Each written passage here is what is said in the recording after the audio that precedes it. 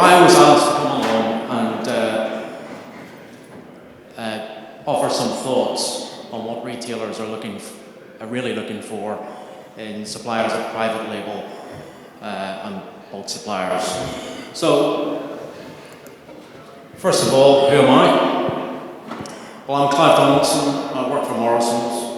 So we're not the biggest, but we have about 10-11% of the UK off-trade, and I'm personally responsible for a lot of the private label products that we're very proud to stock on our shelves. Before that, I was actually worked for a large company that supplied private label into many of the retailers in the UK. So I've been on both sides of the table, as it were. So I think that puts me in a reasonably strong position to offer some views. So first of all, I think we need to start with some definitions. What is private label? Because around the world, different people use different terms for different things. An important part for me is in the title, private label. And that means it's a wine or a bottle of spirits where the retailer chooses what label to put on the bottle. So it's not a branded product, it's not a producer product, it's something that is bespoke to us. And so a lot of it is own brand, so I'm very proud, as I'm sure all the retailers in the UK are, of their own brand range. If you put your name on it, then there's a lot invested with your brand imagery and your reputation. And so I'm very proud of our own brand range. But also wine's a strange product. It's one of the few products in the supermarket that customers actually take to the table. And so sometimes they say an own brand is absolutely the right thing, but at other times maybe it isn't. And therefore that's when exclusive label comes in. And so exclusive label for us, it will say Morrison's on the back, it just won't say Morrison's on the front. But both of those products are important core pillars of the private label business. And then where does bulk wine fit in? Well, bulk wine facilitates private label. Someone much cleverer than me once said, all wine is bulk before it's packaged. And I think that's really, really true. You know, if you go to Chateau Margaux, they've got some very nice tanks, but they are still tanks. And so it's a really interesting viewpoint. Bulk wine has a few connotations, maybe not the most positive ones, but actually I prefer to think of it as unpackaged wine. And therefore I can choose what the packaging is. So that's private label, but why is it important? And implicit in there is that it is important. And it absolutely is to us, because if you just take a step back and say, well, if I don't have private label, then what do I have on my shelves? I have branded products, and we're a supporter of brand. But branded products talk to the consumer about the brand values and the brand packaging, the brand imagery, and what the brand owners' messages that they want. And if all retailers did was say, do some simple category management and say, right, what's selling very well, let's go and stock that, we'd all have the same products. So private label for us, why is it so important?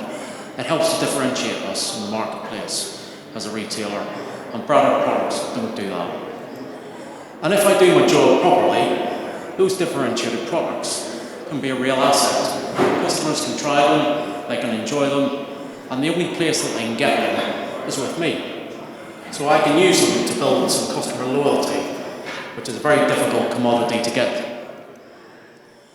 And if you look at the way private label is set up, private label, the business model is a cost-up process. Very different from brand. Brand is about brand positioning. Private label, I work with the suppliers, we'll choose the wine, we'll look at the bottle, we'll look at the label, we'll look at the pack. It's not necessarily the cheapest, and I'm actually really proud that some of the most expensive wine that we have on our shelves I put together in this way. But it is a conscious choice and it is cost up.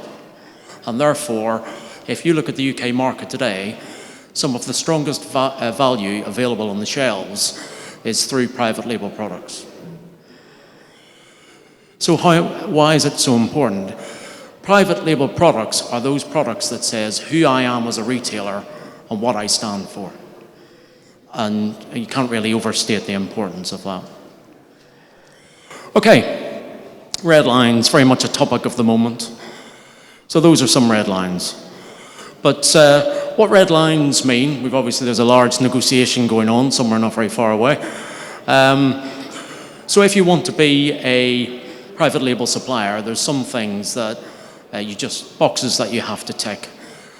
In other countries, non-negotiables, and I think non-negotiable is quite a nice term, because if I'm making a decision which suppliers to work with, then there's some things I can't and won't negotiate on, and there's some things I can.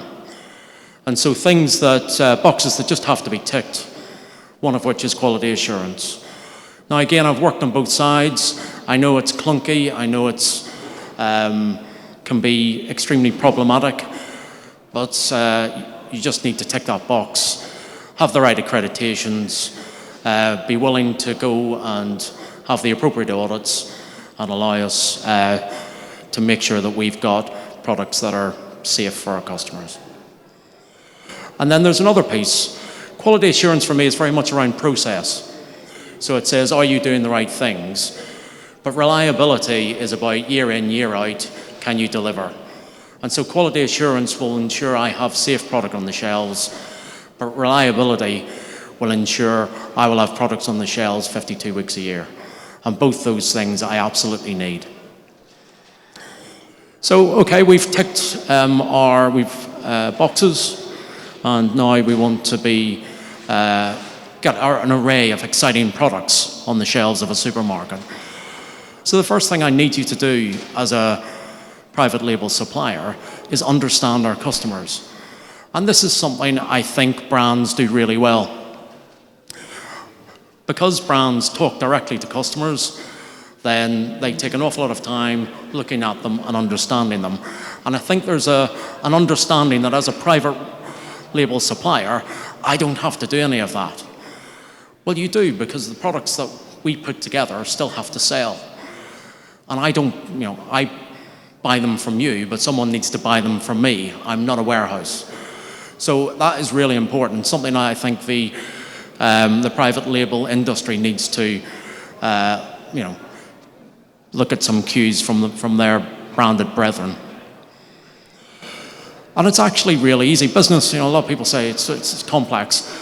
If customers want to buy the product from us, we'll want to buy it from you. It's that simple.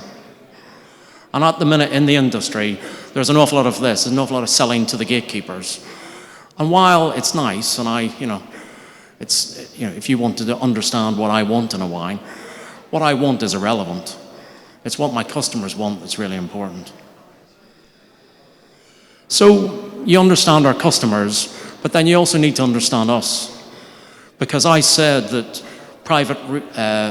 the private label products that I stock defines who I am as a retailer. And therefore, you need to understand what my retailer's strategy is, and each retailer may well have a different strategy, what we're trying to achieve, and then how you can help us to deliver this. That's what we're looking for in private label. And this graphic's really important, actually. What I'm trying to do as a retailer is put together a picture for our customers of what I want to achieve with our wine offer. And so that will involve multiple suppliers, and those suppliers will need to work together seamlessly. So that's a good graphic. I also quite like this one. There's quite a few suppliers. We've all been there, haven't we? There's quite a few suppliers that, I can do anything. Well, actually, I've not really met one yet that can.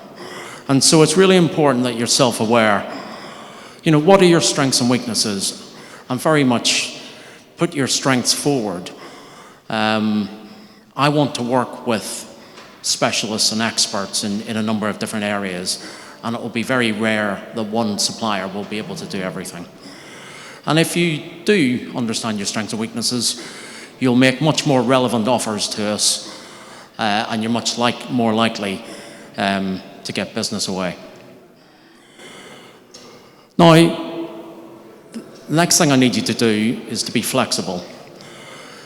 Working on the retail side, it was always a real frustration for me when I was a supplier. Why can't you just do this? Why can't you just do that? Well, in a retailer and getting the view that I've had for the last 5 or so years, the complexity is enormous.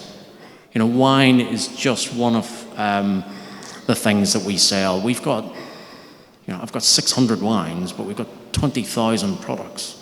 If you can imagine being in a store where you day in, day out, you've got thousands of products arriving, it is a huge amount of complexity. And the only way you can manage that complexity is with standards and with processes. And so wine just needs to fit in. It's only one of the categories we can't manage by exception. A lot of the time it's, why do you have to fill in this admin form? Wine doesn't really fit for wine. No, it's true, but it needs to fit for sausages and baked beans and bin liners and all that. And while as a wine producer you may not want to think about that, that is what we do as retailers.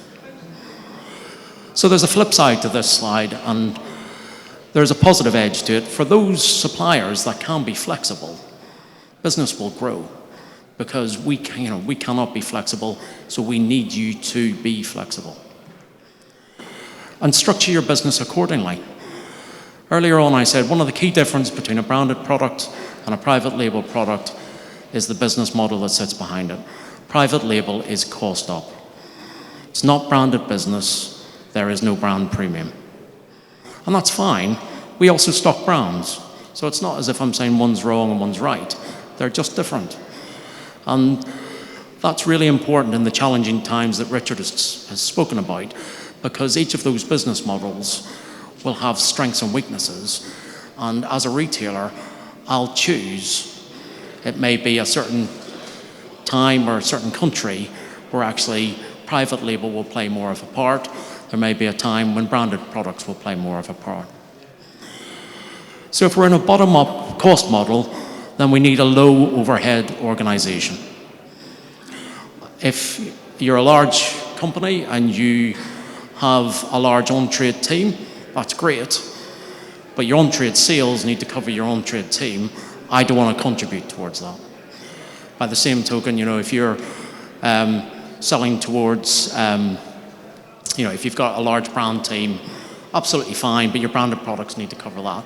I'm happy to cover all the stuff that goes into my products. So when it comes to quality, yes, by all means, that needs to be costed in, but I don't want to pay for the other elements of the organization.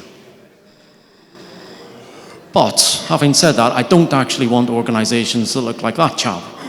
So we want lean organizations, we don't want skeletal ones. We need you to add resource. We talked about flexibility. So if there's an area that I can't do as a retailer, but you can, then go and add resource there, solve that problem for me, and together, business will grow. And then finally, continuously improve. I'm not sure why I put it in quotes, because this is me. Staying as you are today means you're going to be out of date tomorrow. Morrison's is not the retailer it was 3 years ago. Consumers do not have the same behaviors they had last year. In 3 years' time, we will be very different. And so there's a real challenge for all suppliers out there to evolve as the marketplace evolves. So I was set this challenge, come up, talk to Gay. What are retailers really looking for? Well, for me, understand our customers, understand us, understand yourselves, what are your strengths and weaknesses, resource your organizations and structure your organizations appropriately. It's a cost-up model. Be flexible. because we're a big oil tanker and we need you to be the small, fast speedboat, and continuously improve. And all of that needs to be underwritten by quality assurance and reliability. Thank you very much.